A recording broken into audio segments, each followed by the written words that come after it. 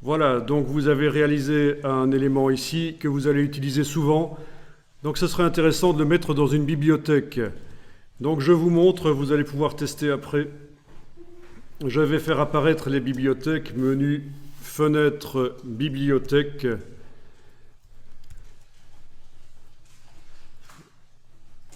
Je vais créer une nouvelle bibliothèque. Donc, section sortie, comme ça, créer. Voilà. S'il fallait modifier le nom de la bibliothèque, un clic droit renommer permet de le renommer. Mais bon. Voilà la bibliothèque, donc, et vous voyez qu'on peut avoir plusieurs bibliothèques. Alors, en plus, elles se stockent sur le cloud. Donc, si on passe à un certain moment sur un autre ordinateur, même un ordinateur sur lequel on n'a jamais travaillé, on s'identifie avec son identifiant Adobe et on retrouve là-dedans ces bibliothèques. Donc ça, c'est assez intéressant.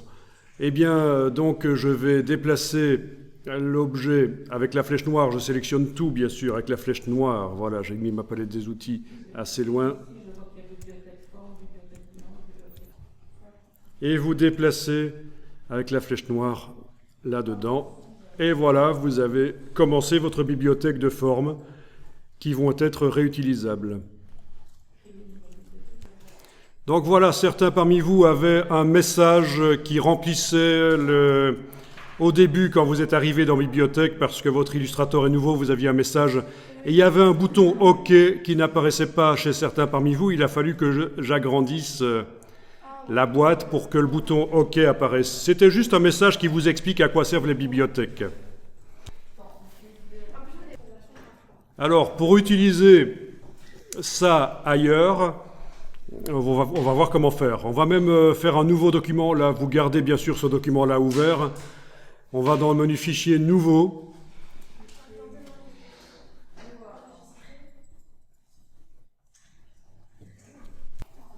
Et alors, vous remarquez que malgré qu'on soit dans un nouveau document, la bibliothèque et son contenu restent accessibles. Donc, ce n'est pas comme les styles graphiques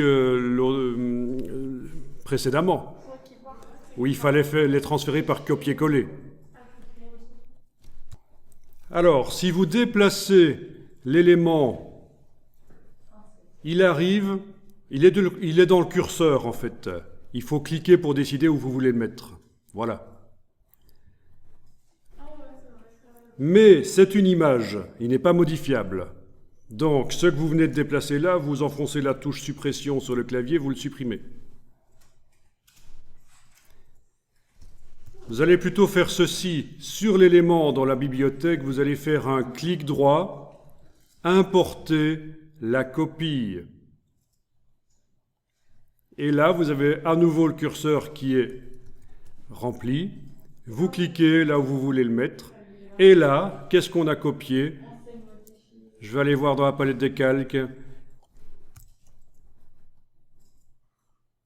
C'est un groupe, c'est notre groupe avec tout ce qu'on peut modifier. Donc je vous rappelle, flèche blanche, normale. Je clique à côté, je peux aller bouger les points de la flèche comme je veux. Flèche blanche plus, je peux aller cliquer sur l'ellipse, puis sur l'outil de transformation manuelle ici et aller modifier l'ellipse. Ce qui n'empêche que vous pourriez avoir dans la bibliothèque plein d'ellipses différentes. Oui, par exemple, si je fais une ellipse verticale ici, je vais pouvoir l'ajouter à la bibliothèque, c'est pas un problème. Hein. Avec la flèche noire, je sélectionne tout et je déplace dans la bibliothèque.